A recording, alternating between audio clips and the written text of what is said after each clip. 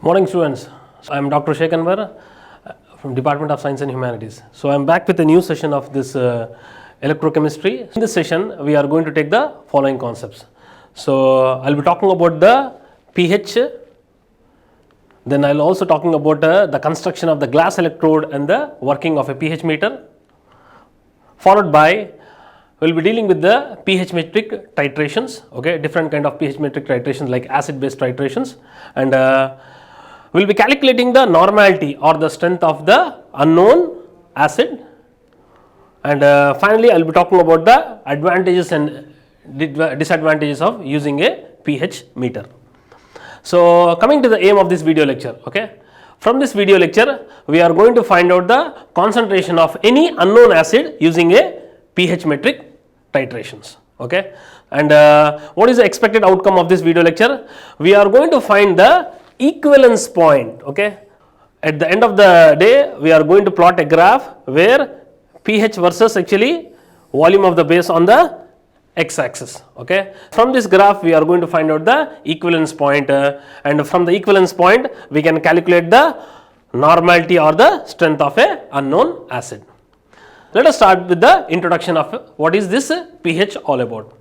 This pH was introduced by this Danish chemist, okay, and he told that pH is nothing but logarithmic reciprocal of H plus ion concentration, okay. So in the intermediate you have like come across this equation, pH is equal to negative logarithm of hydrogen ion concentration. So it's all the same, okay. So it's simply that, okay, whenever we are having a pH value less than 7, the solution is called as acidic solution, and if at all the pH value is more than 7, we call it as a basic solution, and if the pH falls exactly to 7, then this actually is called as the neutral solution.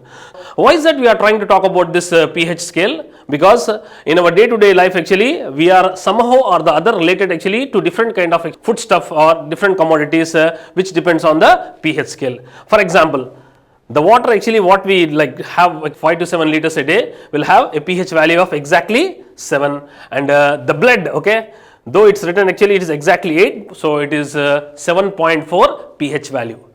And coming to this antacid tablets, okay, which we consume actually during the acidity, they are basic in nature with a pH value of 10, and the baking soda what we use okay by our moms in kitchen actually they have got a pH value of 9, and the soap material, okay, which daily is of pH value 12, and the drain cleaner actually which is the Kiwi X is having a high pH of 14, okay. And coming to on to the left side, okay, we know that the beverage coffee which we use, okay, daily, okay, it has a pH value of 5, and the tomato is having a pH value of 4, and the acetic acid, okay, the vinegar which we use in noodles, okay, will have a pH value of 3, and the gastric juices, okay, present in our stomach, they have a high pH value of 1, and when it comes to the lead acid battery, the pH is almost 0. Okay. So this tells very clearly that why we need to understand this pH scale. To find out the pH of any unknown solution, we are supposed to actually use a pH meter or a pH paper. Since this video lecture is all about using a pH meter, we will try to understand the working of a pH meter as well as the glass electrode. So glass electrode is one of the component of a pH meter. So let us try to understand the construction of a glass electrode and the working of a pH meter. pH meter is nothing but a probe that is connected by a wire to a meter which gives the pH value. So it's just a probe, okay, and which is connected to a connecting wire, and this connecting wire is connected to a pH meter which gives us the correct values. And to be very clear, this pH is a combination of a glass electrode and the calomel electrode. As we know that the calomel electrode is one of the secondary reference electrode, we are going to use this calomel electrode as a combination of a glass electrode to find out the pH values. This is the glass electrode, and this actually the blue wire what you can see is a combination of AgCl or a silver chloride or a combination of AgCl or a calomel electrode. I can say that this pH meter is just a combination of a glass electrode. You can see the glass bulb over here as well as the calomel electrode, and this calomel electrode is a saturated calomel electrode with a saturated solution of potassium chloride as the electrolyte. This combination will definitely give out the values actually of a pH meter, and we should know that the bulb of the gas electrode is filled with 0.1 normal HCl solution, and whenever we try to dip the probe in a unknown solution of H plus ions, then this difference actually is measured by a pH meter, and which is a simple potentiometer which gives the difference in the concentration of H plus ions in the solution as well as in the inside bulb. We should know that the bulb of the glass electrode is basically made up of Corning glass, and this Corning glass has a following composition: calcium oxide, sodium oxide and silica.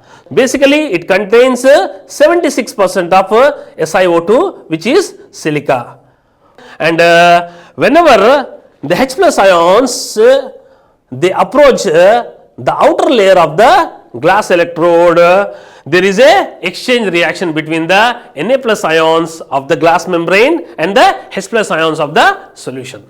Let us try to understand that how this pH meter actually effectively works to give the value of any unknown solution. To repeat that, it just consists of two electrodes, one outside saturated calomel electrode and the inner AgCl electrode. We should know that this AgCl is nothing but a metal insoluble salt electrode. So it is one of the category of metal insoluble salt electrode, like saturated calomel electrode where we use mercurous chloride and mercury. Let us try to understand the construction of a glass electrode. The glass electrode is represented by a simple equation where I can write glass slash 0.1 molar HCl slash AgCl. This 0.1 molar HCl indicates that the electrolyte used is 0.1 molar HCl solution which is fixed inside the glass electrode. And this glass electrode is a selective electrode. Why? It selectively allows H plus ions actually to get detected through the glass membrane. It is permeable only to H plus ions, and it is one of the category of ion selective electrode which selectively allows H plus ions to permeate. Let us try to understand the construction of this glass electrode.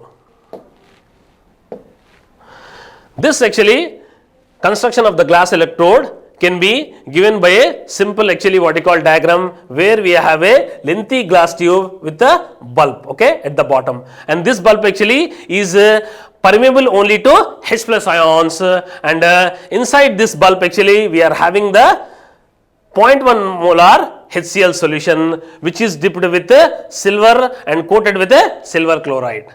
And if at all actually you try to actually what you call go through a details of this the bulb, it is having a outer glass membrane and it is also having a inner glass membrane. Whenever actually the H plus ions actually what you call want to be get detected actually through this glass electrode, they just actually what you call permeate through the outer gel membrane, and parallelly the H plus ions present actually inside this bulb, that is 0.1 molar HCl, they actually what you call permeate in this inner gel membrane. This difference of H plus ions on the outside gel membrane and the H plus ions on the inner gel membrane, and this potential difference of H plus ions is sensed through the saturated calomel electrode. We require a combination of this glass electrode and a saturated calomel electrode to know the potential difference of the outside solution as well as the inside solution. Let us try to understand that how is this pH meter works efficiently to detect the concentration of H plus ions outside as well as inside. Let us try to look at this video animation. In this video animation, we are trying to take out the different components of the glass electrode. So, it is having a bulb, a glass bulb, and this glass bulb actually is connected to a lengthy tube which is filled with a 0.1 molar HCl solution. And we are having a silver wire inserted along this lengthy glass tube through up to the bulb, and it is also having a saturated calomel electrode in another tube, and this actually outer tube is fitted along with the, and the potential difference actually is sensed through this a voltameter. Okay, and this actually voltameter actually will give the difference of the concentration of H plus ions. Let us try to imagine that how this pH meter works. Whenever this bulb of the pH meter is immersed in a unknown acid solution, this acid solution suppose contains HCl. The H plus ions present in the external solution occupying these actually the outer gel membrane, and we are having equivalent amount of the Cl minus ions. On the other side, we are having the H plus ions from the 0.1 molar HCl solution, and you can see this difference of the H plus ions is detected through the potentiometer via the saturated calomel electrode, and this potential difference actually can be measured accordingly. pH is all about the concentration of H plus ions on the either side of the glass membrane. Whenever we are having an acidic pH, so that means that the concentration of H plus ions is more when compared to the inside ions, and whenever the concentration of H plus ions is equal to the concentration of H plus ions in the inside wall, then the pH is said to be neutral. And whenever we are having the pH actually more than 7, it very clearly indicates that the concentration of H plus ions is more inside when compared to outside solution. This difference of the concentration of H plus ions can be easily worked out with the pH meter, which basically consists of a glass electrode in combination with a saturated calomel electrode. You can see here we are having a fixed number of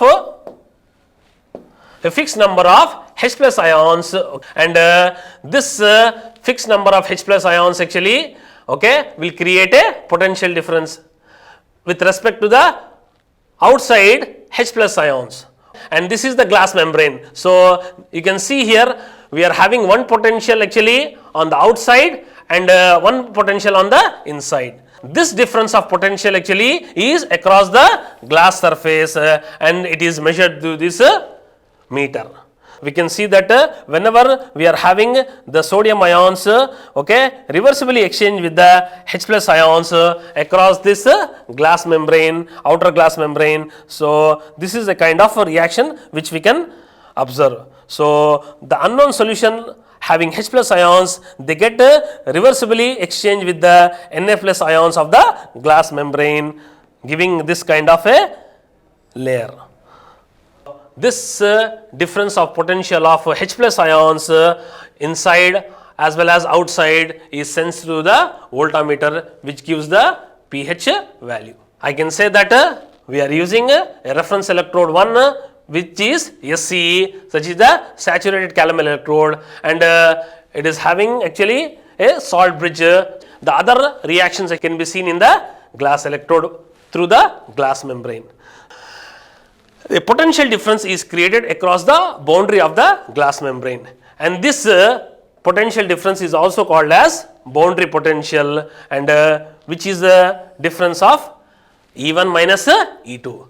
E1 is the potential difference outside and E2 is the potential difference inside. This can also be given in the form of a Nernst equation, where the cell potential at non-standard condition can be given by the formula Eg is equal to Eg naught, that is the what is the potential difference at standard condition of the glass electrode, minus 0.059 log 1 by H plus. Since we told very clearly that log 1 by H plus is nothing but a pH, so finally we will get the answer of Eg is equal to Eg naught minus 0.0591 pH value. But since we are talking about a pH meter, in a pH meter it is a combination of calomel electrode and glass electrode. The potential difference for a pH meter can be given by the formula E cell is equal to calomel electrode potential difference minus glass electrode potential difference. By substituting the Eg value from this equation, we can say that E cell is equal to potential difference of calomel electrode minus Eg naught minus 0.0591 pH. If at all we want to find out the pH of any unknown solution, we can use this formula, where pH is equal to E cell plus Eg naught minus EC, that is the potential difference of the calomel electrode, divided by 0.0591. Once we know the potential difference actually of the E cell and the standard electrode potential of the glass electrode as well as the calomel electrode, we can easily find out the pH of the unknown solution. This is set right in the normal digital pH meters, which gives the pH of any unknown solution.